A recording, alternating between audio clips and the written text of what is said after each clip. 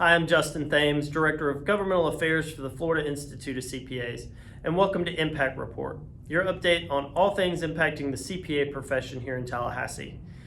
This week was very busy in town. The legislative session has officially begun, started on Tuesday, and lawmakers have been in town all week discussing bills, a lot of the priorities that we've been following along that I want to update you on. But first, we want to talk a little bit about the governor's State of the State address. He issued that on Monday with the presiding officers also highlighting their key initiatives for the legislative session. A couple of takeaways that I want to mention to you is one, the governor talked a lot about the COVID relief and where we stand with the budget, which gives us an indication of kind of where he expects the legislature to direct their priorities. He made sure to mention that one of the things that he wasn't going to approve in a budget is a reduction in K through 12 education funding. You'll remember that teachers got a bump last year, so it looks like he wants to make sure that they don't look for additional revenue there. He also called on the legislature to continue to invest in environmental protections, specifically to help fund the sea level rise initiatives that he's pushed together to help harden local communities to protect them from sea level rise. So that's another thing that we'll probably see in the end budget. Other than that, there's some really some other controversial provisions that are out there. Some data privacy laws the governor's pushing that there's some concern from the business community. There's also the election reform that he's going to be starting to push forward. I think the legislature's already taken steps to move some of those provisions forward. So there's a lot to kind of keep an eye out from the governor's priorities and how well he's going to be able to work with the legislature. Speaking of that, let's move on to some of the bills that we've been tracking to keep you updated on. First, I want to talk a little bit about the public accountancy bill that we've worked with Senator Gruters to push forward again this year. You may remember this from last year. There were some of the provisions in the bill. Retired CPA status. It's going to implement a CPE reciprocity for licensees who have multiple jurisdiction licenses, which will streamline their CPE reporting. And then also it's going to clean up some of the licensure by endorsement requirements that are in the law currently. Next, we want to talk briefly about Senate Bill 50. As you know, this is the Wayfair bill. If you've been following along, it's the collection of sales tax from remote sellers, and it also creates a marketplace for marketplace providers. Creates that same kind of framework that we see across the country.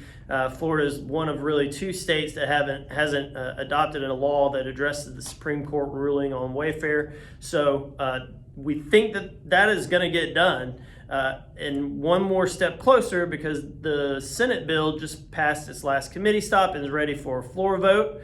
We're still waiting to see some movement on the House side, but we expect that to occur once the Senate kind of finalizes the bill and sends it back over. Another thing is COVID liability protections, House Bill 7. That's in our tracker below. That bill is going to be up on third reading actually today. So as we're talking to you, the House is getting ready to pass that bill. In the bill, you have an amnesty for those businesses and schools and other covered entities that have tried their very best, good faith effort to follow the COVID guidance that's come from the state and the federal level. So there's that immunity that's available there. Also, there's a 1-year statutory limitation. Now that doesn't take effect until after the bill's passed, but there is some limitations on when a civil liability suit could be brought against a business. So it's a good bill. It's something that we've supported in committee, something to keep your eye on for you and your clients. And we'll keep you updated as it starts to move through the Senate now.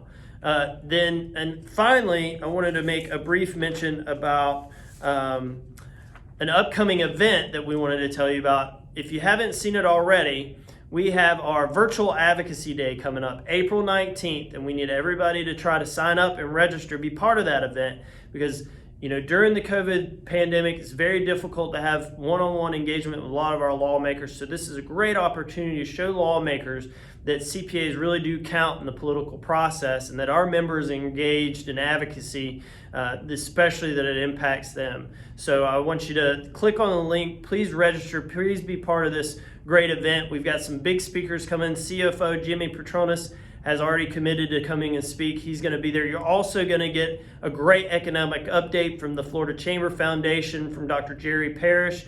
We're going to have a whole host of other speakers to come and talk to you as well. So stay tuned for that. We'll send out more information as it's available, but you can register today. Again, that's April 19th, so mark your calendars. Thanks again for always following along, being part of Impact Report, and being a supporter of the FICPA's advocacy efforts. Again, if you ever have any questions or need to reach us, email us at govaffairs@ficpa.org. Thanks so much and have a great weekend.